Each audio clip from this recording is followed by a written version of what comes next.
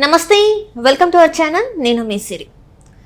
So నార్మల్గా అయితే ప్రచారం చేస్తూ అంటే ఏ పార్టీకి సంబంధించి ఆ పార్టీ ప్రచారం చేసుకుంటూ ఉంటుంది. కాకపోతే గుంటూరు జిల్లాలో ఆ చుట్టుపక్కల ప్రాంతాల్లో మాత్రం టీడీపీ నేతలు వైసీపీకి ప్రచారం చేస్తున్నారు. సో ఈ అంశాన్ని మనకు వివరించడానికి మనతో పాటు ఉన్నారు ప్రముఖ సీనియర్ జర్నలిస్ట్ జగదేవ్ గారు.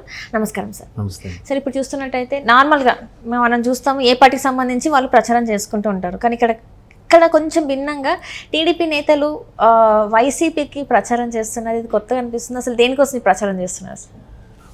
వైసీపీ తరపున ప్రచారం కాదు. అక్కడ చిన్న ట్విస్ట్ ఏంటంటే వైసీపీ మేనిఫెస్టో చూస్తే 2019లో మేనిఫెస్టో ఏదో ఉందో ఇప్పుడు అదే మేనిఫెస్టో. కాకపోతే రేట్లు పెంచారు అంతే. అంటే షాప్ పెట్టారు, ఆ షాపులో లిమిటెడ్గా ఆ 9 రకాల కూరగాయలు 9 రకాల పళ్ళే దొరుకుతాయి. అవే పళ్ళు మళ్ళీ అమ్ముతారు, అవే పళ్ళు మళ్ళీ ఇస్తారు. రేటు పెంచారు అంతే. సో అలాగంటే మిగతా మరి కిరాణా ఇవి ఏం అవసరం లేదు వాళ్ళకి.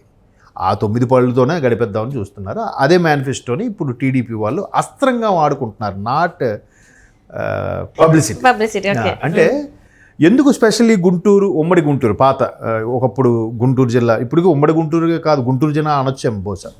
కృష్ణా గుంటూరు సంబంధించి ఏదైతే తాడికొండ, మంగళగిరి ఇవన్నీ కూడా అమరావతి రాజధాని భాగంలో ఉన్నవి, ఇవన్నీ కూడా రైతులు కానీ స్థానికులు కానీ రగిలిపోతున్నారు. ఎంత తీవ్రంగా నష్టపోయారనేది అందరికీ తెలుసు, వాస్తవమే. అయితే ఈ మేనిఫెస్టోని తీసుకుని టీడీపీ వాళ్ళు ఏం చెప్తున్నారు, బాబు వీళ్ళు మేనిఫెస్టో చూడండి, సేమ్ యాజ్ ఇట్ ఈజు, మార్పు రీర్పు ఏమీ లేదు, మరలా అదే పథకాలు, అదే వృద్ధుడు ఉంటుంది, ఇంకా అభివృద్ధి ఉండదు, ఇంకా ఉద్యోగాలు ఉండవు, ఉద్యోగస్తులకు జీతాలు కూడా సరిగ్గా, ఎందుకంటే పథకాల మీద అయితే ఇంకా అభివృద్ధి ఏముంటుంది. నెక్స్ట్ జగన్మోహన్ రెడ్డి గారు కూడా ఏమన్నారు, నేను మరలా గెలిచిన తర్వాత ఇదే వైజాగ్ నుంచే పరిపాలన చేస్తాను కూడా అన్నారు. అంటే అర్థం ఏంటి, అమరావతిని ఇంకా పట్టించుకోరు, గాలికి వదిలేస్తారని అర్థమైపోయింది. మరి అక్కడ స్థానిక ప్రజల పరిస్థితి ఏంటి? సో వాళ్ళు ఇప్పటికే సుమారుగా 5 ఏళ్ళుగా ధర్నాలు చేస్తూనే ఉన్నారు, ఏం ఫలించలేదు. మొత్తానికి పిల్లలు ఆడవాళ్ళతో సహా ఇది రగిలిపోతూనే ఉన్నారు. ఇప్పుడు సో దాన్ని వీళ్ళు బూచిగా చూపించి పబ్లిసిటీ చేస్తున్నారు. సో సేమ్ మేనిఫెస్టో అంటే అమరావతి గురించి ఎక్కడ ప్రస్తావన లేదు. సో అమరావతిని గాలికి వదిలేస్తారు.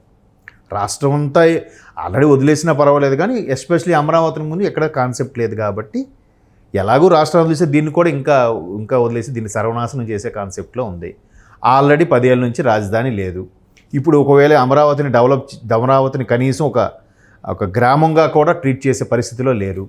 తరువాత మరోవైపు ఆ మధ్యకాలంలో ఒక 3 నెలల కిందట వైసీపీ ఎంపీలు కూడా రిక్వెస్ట్ కూడా లెటర్ పెట్టారుగా, ఉమ్మడి రాజధానికి హైదరాబాద్ని మరికొద్ది సంవత్సరాల్లో పెంచండి అన్నట్టు కూడా పెట్టారు.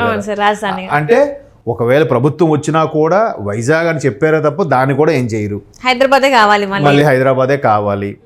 ఎందుకు, ఇక్కడ ఆస్తులు అన్నీ ఉన్నాయి, కాపాడుకోవాలి కాబట్టి. అంటే వైజాగ్ చేయరు, ఉన్న అమరావతిని పట్టించుకోరు. అలాగని కర్నూలు పరిస్థితి ఏమి ఉండదు, విజయవాడ పరిస్థితి ఏమి ఉండదు.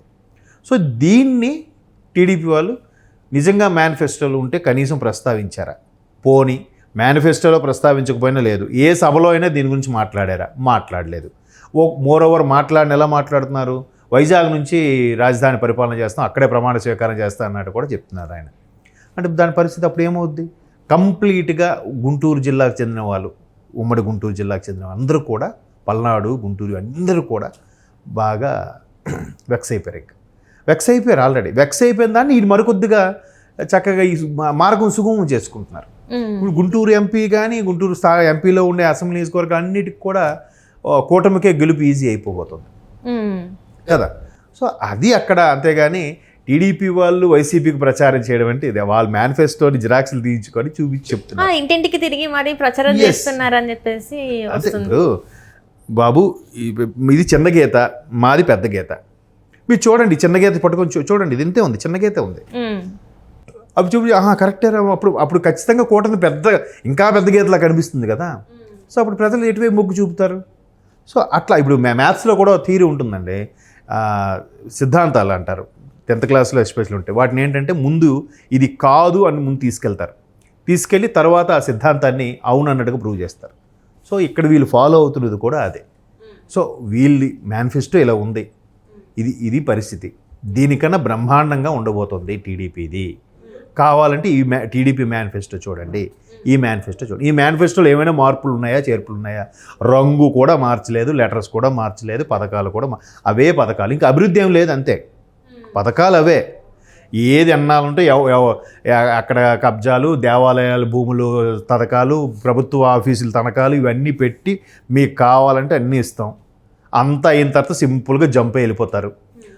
అదంతా ఎవరు పడుతుంది? అప్పుడు మరొక శ్రీలంకలా తయారవుతుంది. అదే కాన్సెప్ట్. మరో శ్రీలంకలా తయారైతే ఎవడిదాడు పీక్కొని లాక్కొని తినడమే, పక్కోడి ఆడు పచ్చగా ఉంటే ఆడి దగ్గర లాక్కొని తినడమే, అంతే. దౌర్జన్యం అవుతుంది ఇంకా, అంతే కదా. పథకాలకు ఆడపడి కొన్నాళ్ళకి సోమర్తనం అలవాటు పడిపోతే అప్పుడు ఏంటి పరిస్థితి? సో అట్లాంటి పరిస్థితి వస్తుంది అన్నట్టుగా వీళ్ళు ఆ మేనిఫెస్టోని తీసుకెళ్ళి ప్రొజెక్ట్ ఇది సరైన క్యాన్వాసింగ్. అంటే సరే ఎక్కడ దొరుకుతుందా అన్నట్టుగా చూసుకొని దాన్ని పట్టుకొని మిగతా రాష్ట్రం అంతా కూడా ఈ మేనిఫెస్టోని పట్టుకోక్కర్లే. ఎస్పెషలీ రాజధాని సరౌండింగ్స్ ఏరియాలు మాత్రం ఈ మేనిఫెస్టో పట్టుకుంటేనే మనకి ఉపయోగం ఉంటుంది అనుకొని నిజంగా టీడీపీలో నాయకులు ఆలోచించిన విధానం గొప్ప విషయం. అంటే సింప్లీ పెద్ద కష్టపడక్కర్లే, బాబు ఇది మేనిఫెస్టో చూడండి, ఇది ఇంకా ఇదే పరిస్థితి, మనం ఇప్పటికి ఇలాగే ఏడుస్తూ ఉంటాం మన ప్రాంతం వాళ్ళు, సో వీళ్ళు వస్తే మనం ఇంకా నరకమే, కాబట్టి మీరే ఆలోచించుకోండి అంటే ఖచ్చితంగా అక్కడ కళ్ళెదురు కనబడుతుంటుంది మేనిఫెస్టో. అమ్మ నాయన మళ్ళీ ఇది వస్తే మన పరిస్థితి ఏంట్రా అని. సో అది రావాలి. ఎక్కడ టెక్నిక్ పట్టుకుంటే మనకి ప్లస్ అవుతుంది అనేదే రాజకీయాల్లో, ఇవాళ రాజకీయాల్లో అది టెక్నిక్. ఎంతసేపు ఎదుటివాడి మీద దుర్భాషలాడేసి వాడి పర్సనల్ లైఫ్కి వెళ్ళిపోయి ఆడిలాంటోడు అలాంటోడు మాట్లాడడం కాదు. ఎట్లాంటి టెక్నిక్, ఎట్లాంటి లాజిక్ పట్టుకుంటే గెలుపు ఈజీ అవుతుంది. సో అదే వాళ్ళు చేస్తున్నారు. ఆ పరంగా టీడీపీ వాళ్ళు వైసీపీ మేనిఫెస్టోని పబ్లిసిటీ చేస్తున్నారని వస్తున్న టాపిక్ తప్ప వేరే ఉద్దేశం కాదు. అంటే ఇప్పుడు మేనిఫెస్టో గురించి మనం మాట్లాడుతున్నాం కాబట్టి సార్, వైసీపీ ఎందుకు మరి ఇలాంటి ఒక మేనిఫెస్టోని రిలీజ్ చేసింది? ఎందుకంటే అందరిలో ఇదే చర్చ, కనీసం ఈసారైనా చేంజ్ ఉంటుంది, ఖచ్చితంగా ఒక క్లారిటీతో వాళ్ళు ఇస్తారు అనుకున్న మేనిఫెస్టోని వీళ్ళు ఇంత చిన్నపిల్లల. నాకు రెండు అనుమానాలు ఉన్నాయమ్మా. ఒకటి, ఈ పథకాలు ఎవరెవరైతే తీసుకుంటున్నారో వాళ్ళు గుడ్డిగా వేసేస్తారు. అంటే ఓవరాల్గా ఒక 20 to 30% పడినా మనకు చాలు, కొంచెం 500, 100 ఓట్లతో గెలుచుకున్న మినిమం సీట్లైనా వస్తాయి కదా అనే కాన్సెప్ట్ ఒకటి ఉంది. రెండవది, ఇట్లా పథకాలు ఇచ్చుకొని పోయి నెక్స్ట్ ఒకవేళ తేడా వస్తే ఎలాగూ ఎన్డీఏ కూటమిలో మనం వెళ్దాం అనుకున్నాం, బీజేపీతో ఉందాం అనుకున్నాం. బీజేపీ అన్ని రకాలుగా ఆలోచించిందో, సర్వేలు చేయించుకుందో టీడీపీతో వెళ్తుంది. సో మనం ఖచ్చితంగా ఓడిపోతాం, మన పరిస్థితి ఏంటి? సరే ఎందుకు ఏమో ఎవరేం బెదిరింపిచ్చారో, ఎవరేం జర్కిచ్చారో, బాబు నువ్వు నెక్స్ట్ నీ మీద ఇన్ని కేసులు ఉన్నాయి, నువ్వు మర్యాదగా ఓడిపోయేది, నువ్వు అయిపోతే బెటరు, లేదు మళ్ళీ గవర్నమెంట్ తెచ్చుకో, కింద మీద చేసి గవర్నమెంట్ ఫామ్ చేయాలని పరిస్థితి, నీ పరిస్థితి ఏంటి అని బెదిరించారేమో. ఇట్లాంటి అనుమానాలు కూడా వస్తుంటాయి. అంటే బెదిరించక్కర్లే, అలాంటి భయాలతో వీలే సరేలే మనం ఇంకా ఎక్కువ మేనిఫెస్టోకి వెళ్ళిపోవద్దు, ఎలాగా గెలవంలే, ఏదో ఉన్నిలే అని చెప్పి కూడా నిరాశ నిస్పృహలోనే సరే అని చెప్పి ఇదే మేనిఫెస్టో ఇచ్చేసారేమో అని నాకు డౌట్.